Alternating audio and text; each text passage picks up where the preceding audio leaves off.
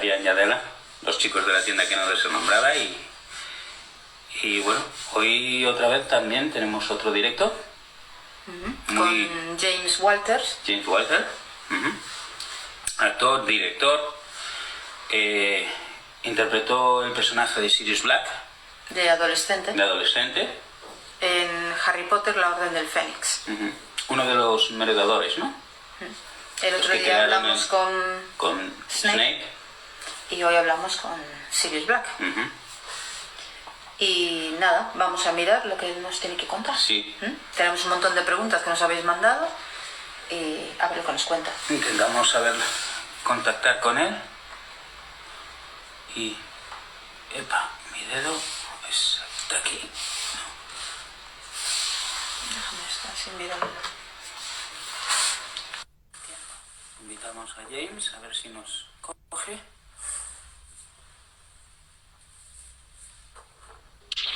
Hello. Hello. Hi. Can you hear me all right? Yes. Yes. Can you hear us? Fantastic. I can hear you. Yes. How are you, buddy? James, do you speak Spanish? Hasta mañana.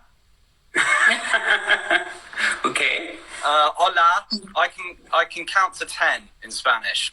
But I'm quite bad at learning languages, so yeah, at school it definitely wasn't my strongest subject. Okay. Well, welcome. Thank you for spending your time with us. It's a pleasure to meet you. How are you both doing? Well, yeah, it's been a difficult year. See if it gets a bit better. We'll have to see how the situation goes after Easter. Yeah, yeah. And you guys are in Spain, right? Yes. Yeah. Yeah, north of Spain. North of Spain. Oh, lovely. Yeah. Yeah. It's starting to get a little bit nicer here. It's starting to open up a little bit. So hopefully soon we'll all be in a room together again. Yeah, back to normal. Yeah. I think we all need it. We do. We really do. It's all been just really... We've been in a lockdown in London for 6 months, pretty much. And, like, with winter weather as well, it's just so depressing. So everyone's aching to get back out there, I think, you know. Yes, we're in... ¿Cuántos meses estuvimos dentro? 2-3 meses, ¿no? 3 meses. We were had the lockdown 3 months last year, summer.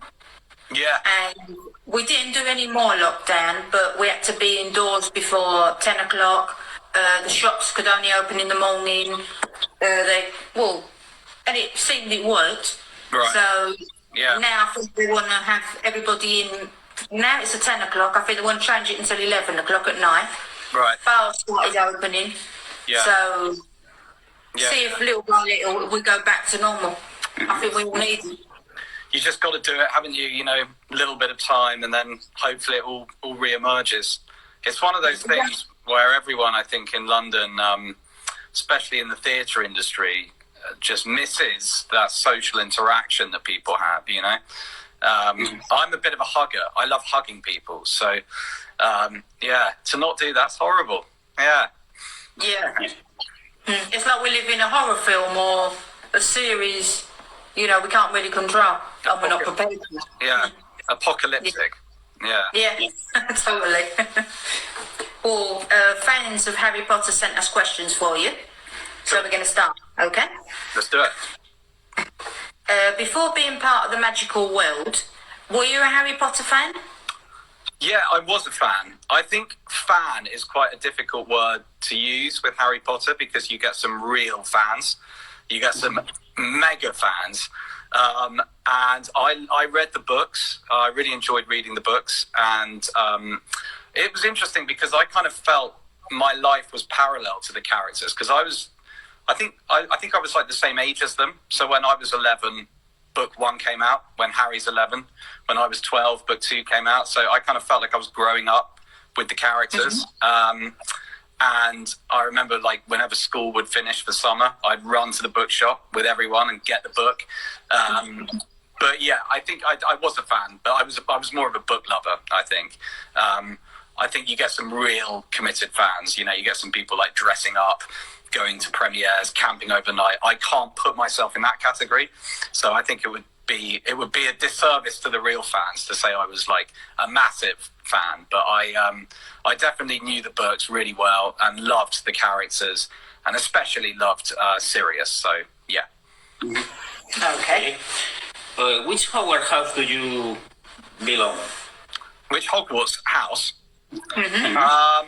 I would say, well, Sirius is obviously Gryffindor, but I'd like to think that I'm a Gryffindor. I think loyalty is something that I strive for in my everyday life.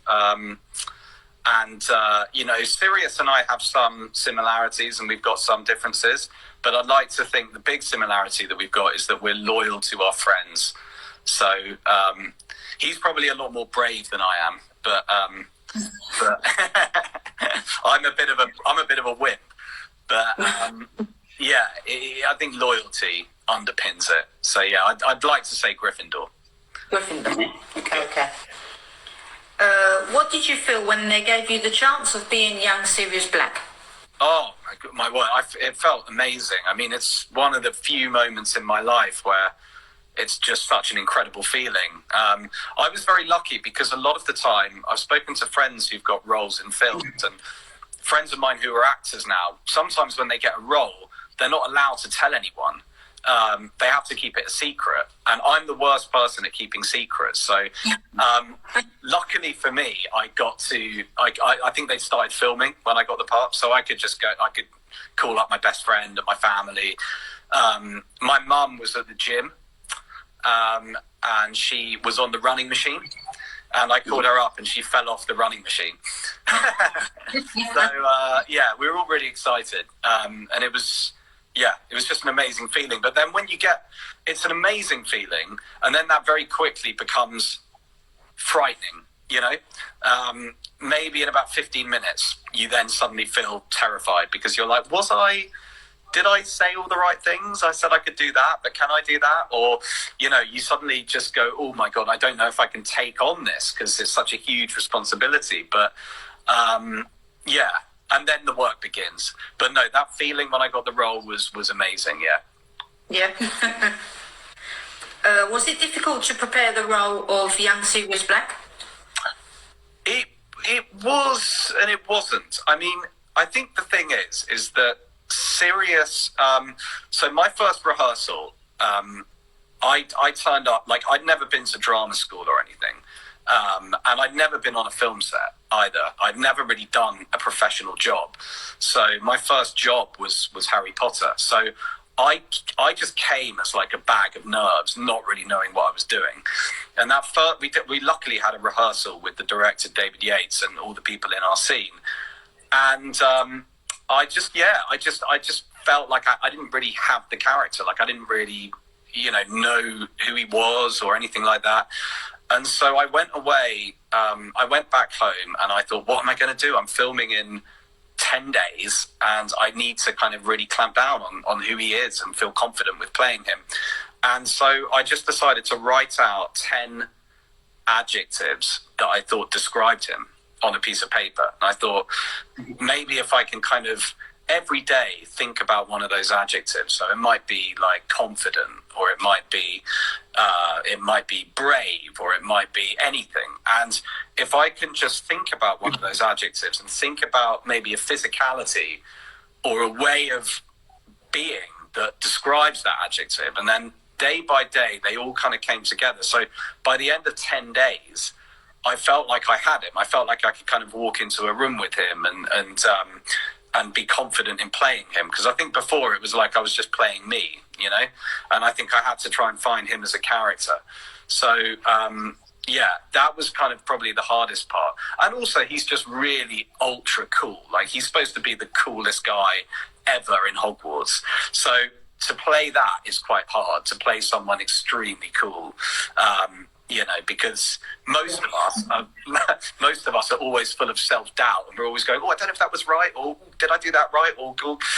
So yeah, to play someone who's just so effortlessly confident, I think is hard, because you have to just own it. But he was a great character to play. So yeah, it was a kind of roller coaster getting there. But then when I went onto the set, I think I had him, which was great.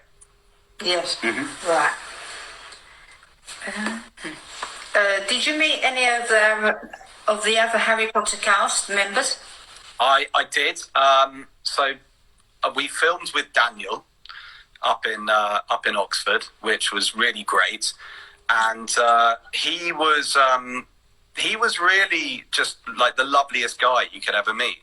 It's hard to find a more down to earth person than Daniel Radcliffe. You know, the first day of set, he came to we all had a trailer, which was pretty cool. I didn't think we'd have that. We were like, "This is your trailer." I was like, "What?" I thought we'd all share a trailer, but we all had our own. And he just turned up and like said, "Hi, my name's Dan." I thought I'd say hello, and showed me around like the whole set. And there was a period in filming where I was with him because I think the camera was on us before we were like walking in for this angle.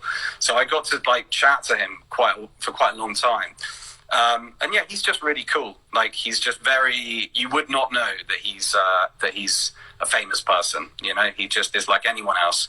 And before filming, we met a few of the cast members. There was one day that was really, which was really crazy, where we went in for a costume fitting, and I think it was me and Charlie who played the younger Wormtail. And we were having a costume fitting, and we were trying on these different costumes. And then they were filming a scene, and people will probably remember it, but it's a scene in Order of the Phoenix where Professor Umbridge tries to sack Professor Trelawney in the big courtyard, and she says, you know, you've got to go, and Dumbledore comes in and saves her and defends her. And they were filming this big scene. There were like 200 extras going around the whole courtyard. And we went in to meet them. And it was so scary because you walk in and there's like 200 people around. Then you got Emma Thompson and Melda Staunton and Michael Gambon in the middle. And David Yates just goes, right, give me your best Gary Oldman impression in front of everyone. I was like, what?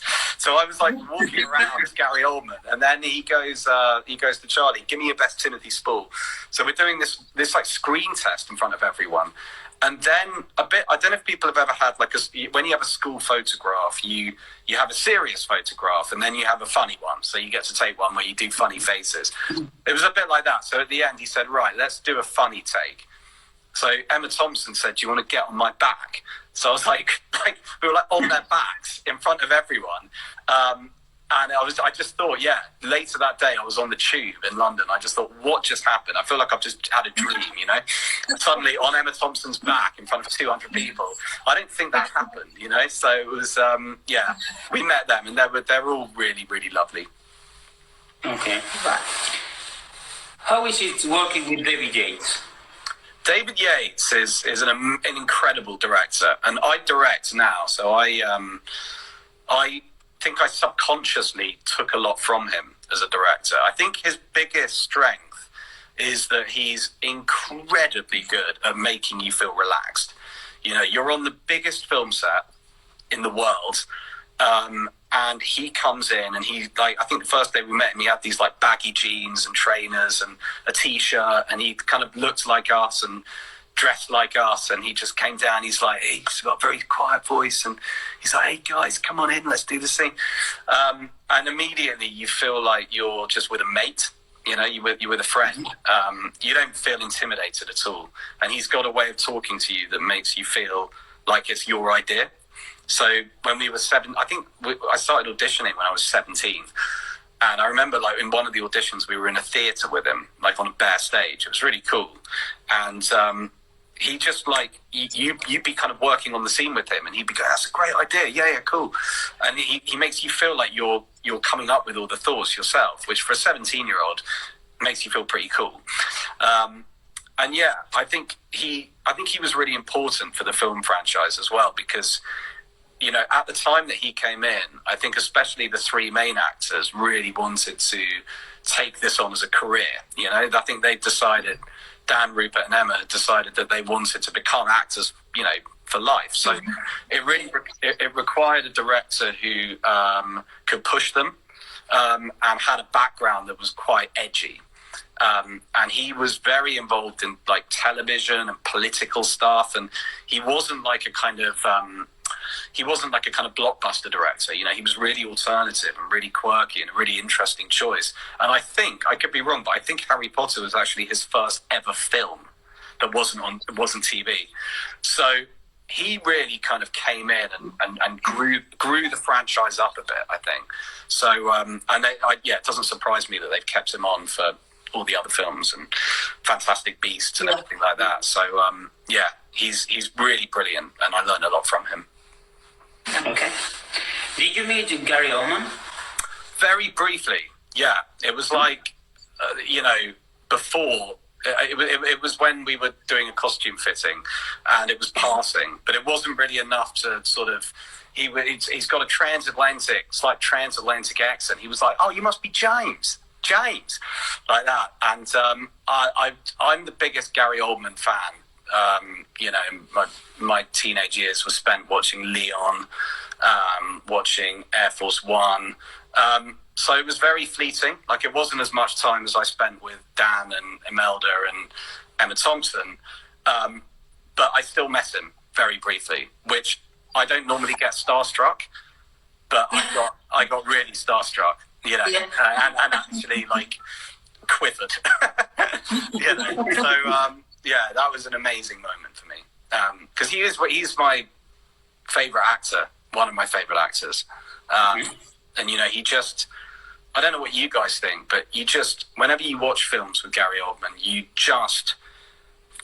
don't see Gary Oldman. You see the character completely. I know that sounds quite obvious to say as an actor, but sometimes with actors, they retain a part of themselves, or you can kind of, they very deliberately do something that's like a twisted version of themselves. Whereas with Gary Oldman, he just becomes this person, and every element of his personality transforms into this other character. So I watched his films with awe. So to be in his presence was amazing but terrifying.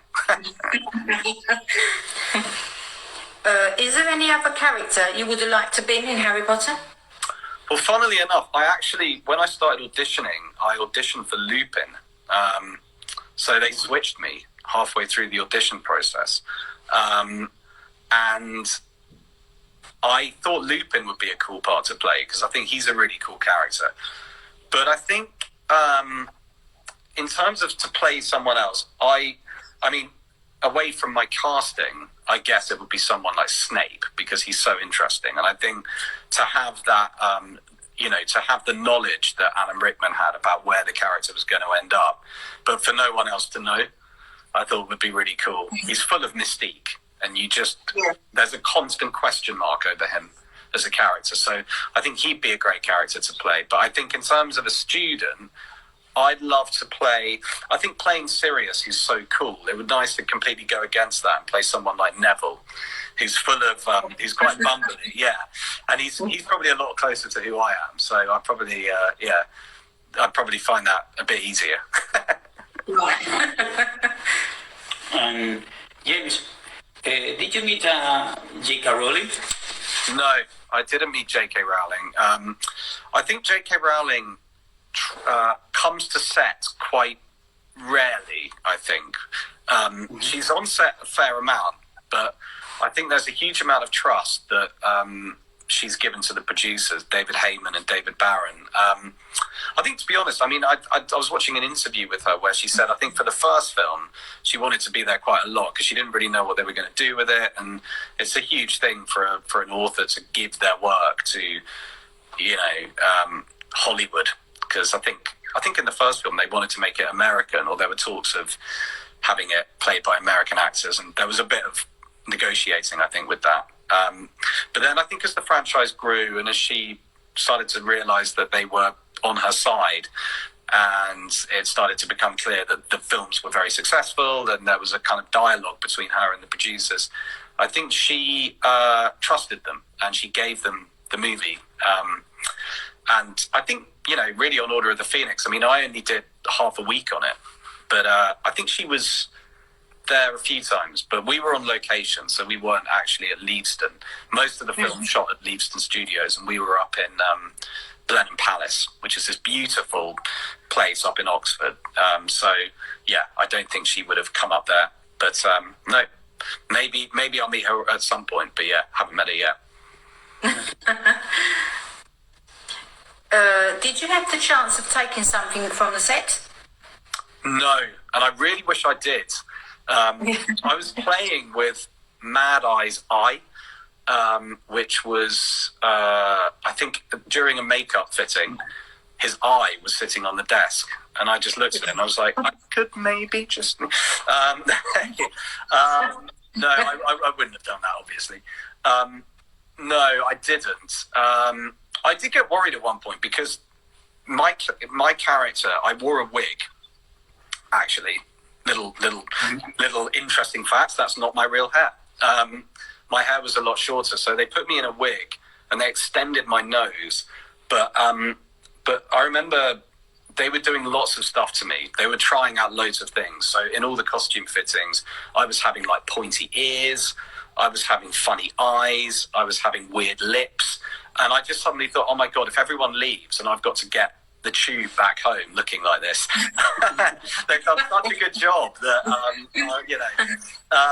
so I was more worried about accidentally walking off with stuff. But no, I didn't take a wand or anything like that, unfortunately. A shame you didn't take the eye. I know, right? Yeah, exactly. I think I would have certainly had a Warner Brothers phone call maybe 24 hours later, I think. Are you in touch with the other moderators? Yeah. So it was, I mean, God, so long ago now. It was about 15 years ago when we shot it. So it's one of those things where you keep in touch a little bit. So I got on really well with Robbie, who plays James, in the auditions, which I think they picked up on. And I think that's maybe why we were cast, because we were having quite a bit of banter and they saw that sort of chemistry. And he was quite, I remember I kind of came into it without any experience before, and he was quite streetwise, and he'd done like, I thought he was really cool because he was like, yeah, I've done a bit of TV, and I was like, oh, cool, okay. He was a couple of years older, so I think for a couple of years afterwards, I caught up with him occasionally. But actually, the person who I've probably kept in touch with the most is Alec, who you guys spoke to the other day, who we've been like, gone to see each other's. I'm doing plays now, direct plays, and he's come and seen a few of my plays. I've kept in touch with like some of the movies that he edits. We've had a bit of back and forth with the odd podcast. So yeah, he's a really nice guy. I mean, they're all great, they're all lovely, but yeah, I've probably kept in touch with him the most, I think. Okay. You directed the Skin Game. Can you tell us about that? Yeah, so the Skin Game was around this time last year. It was just when we went into lockdown, and I'd been directing another play, and which we'd been rehearsing, and that just suddenly stopped. Like it all kind of completely just ground to a halt, like it did for so many other theatre shows.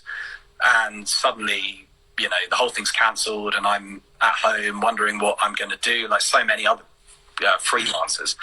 And I'd always wanted to do this script called The Skin Game because we'd done a play called Mrs. Orwell, which was all about George Orwell and his second wife, and it was written by a playwright called Tony Cox, who's a superb playwright. And Mrs. Orwell, that we did about 3 years before, went down really well, and Tony came back to me with this other script called The Skin Game. And I shopped it around a few theatres and to sort of see if anyone would pick it up. And there were some conversations, but like all these things, getting a script produced is difficult. So it kind of didn't really kind of amount to anything. And suddenly, when we were in lockdown, I spoke to a guy called Tom Littler, who runs the Jermyn Street Theatre in London. And because we'd spoken about putting it on, he said, well, why don't we just do it on Zoom and see how it goes down? And it was around that time when I think it's quite normal now to do a Zoom play. But at that time, it was like magical. You know, everyone was in their bedrooms and you're like watching theatre online, and it's so cool. And we did this thing where we just decided to do like a theatre play. So we decided to do costume and for all the actors to light their rooms in the same way, so it looked like they were all in the same room, to superimpose backgrounds, the same background behind them. And it was just a very scary project because anything could happen, anything could go wrong. We've actually, funnily enough, got a play tonight, Charlie's Aunt, which is a comedy play. Little plug there. But that's a very similar thing. You know, I've got the feeling now where like you're watching it and it's live broadcast and there's so many people watching it, and you just hope that an actor doesn't accidentally leave the Zoom room, or you know what I mean. So it's crazy, but it was really good fun. It was like the first virtual play that we did, and it's all about Merle Oberon, who is a Hollywood actress from the 1940s who was born in India, but then was trying to forge a career in Hollywood, and she tried to make her skin look whiter in order to get roles, and she ended up becoming very insecure about the way she looked and having a love affair with a fighter pilot called Richard Hillary, whose face had been disfigured from World War II, and they both used the same surgeon, and that's how they met. They were both outsiders who bonded over the fact that they were insecure about how the world saw them for completely different reasons. So it was a really wonderful script and a great opportunity to do. Okay. Can you tell us about your role in the film Stranger Danger? Oh, Stranger Danger, yeah. That was that was when I was at drama school, and there was a film being made with Prunella Scales, from who people might know from Fawlty Towers, who plays Sybil Fawlty, and she was in this film, and that was just like that was quite a small project where a few of us in our final year got called up to do this scene in the film where I think it was like, I can't, to be honest, even really remember what happens in it, but I think there was like a bank robbery or something, and there were a group of people, and they said, we need one person to play a character called the Stupid Twit. And they looked at me and they said, you'd be perfect for it. So I was like, okay, I'll play the Stupid Twit, the guy who basically gets all of it wrong and accidentally screws the whole thing up. So yeah, I think there was one scene where I was being like held up by my neck and this guy's like shouting at me and I'm going, no. I think it's pretty dead and buried now as a film. I don't know if you can find it, but it was really good fun to do. And it was certainly, yeah, when we were graduating drama school, it felt exciting to be on a film set again, yeah. Yeah. If you weren't an actor or a director, what would you like to be? It's a very good question. And the answer is I don't know, because I'm not very good at most other things. When I was younger, I wanted to be a tennis player. And that was something that I love tennis. But, you know, obviously you have to be very good.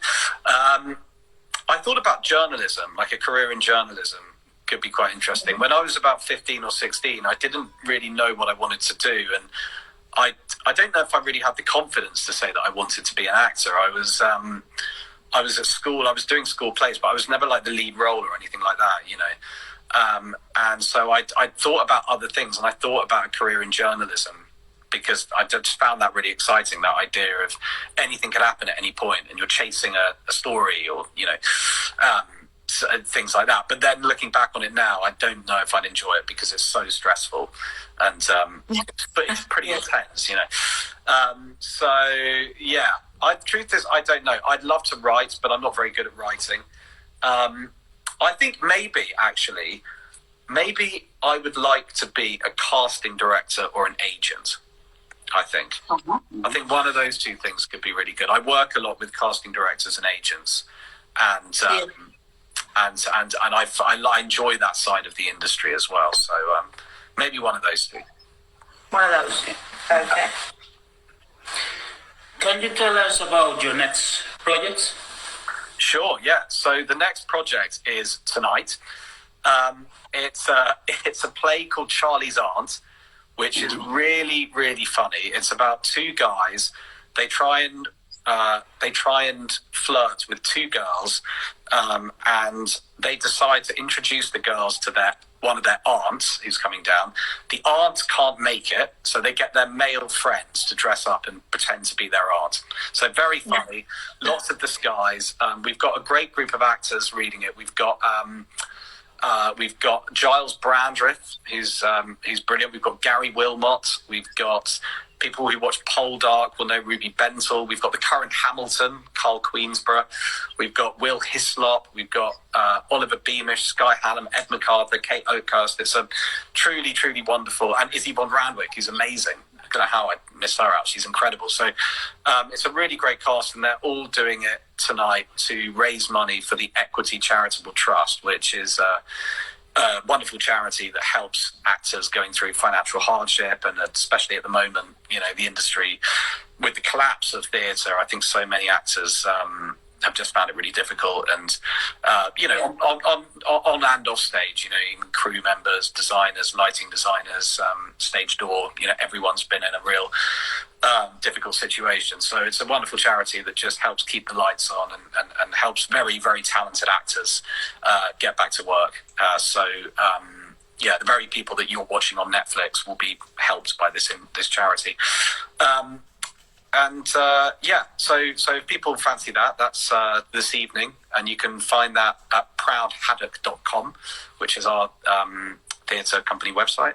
Other than that, I'm doing a play which I'm not allowed to talk about yet in September, and that's it. And I'm just running my theatre company, doing my dream. We'll wait until September. Okay. Have you ever been to Spain? I have been to Spain, yeah. So when I was younger, I used to go on family holidays to Spain, which I loved. And I kind of, I've been to sort of various parts of Spain. So I've been to Valencia. I went there 2 years ago, which was amazing. I've been to Barcelona. I have not been to Madrid. So I need to go to Madrid. I've been to the coast, like right near Gibraltar. So I've experienced a rich variety of Spain, but I would like to go to Madrid and see northern Spain as well. And I'd love to go to Seville as well. I've heard Seville's incredible. So Sevilla. Yeah. So many places on the bucket list. Yeah, I think we all got that. Yeah. Well, that's all the questions. Thank you very much. It's been such a pleasure. Thank you for your time. No, my pleasure. Thank you for having me. It's great what you're doing, and Harry Potter, it looks like it's just always going to stay alive, So thanks to you guys for doing it. In the future, if we have more questions, we'll be in contact with you again. Yeah, okay. Absolutely. Thanks so much. Thank you. Well, thank you very much. Take care. Take care. Stay safe. Thanks so much. And hope your finger is better.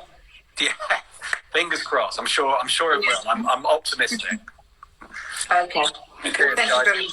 Thanks so much. Bye-bye.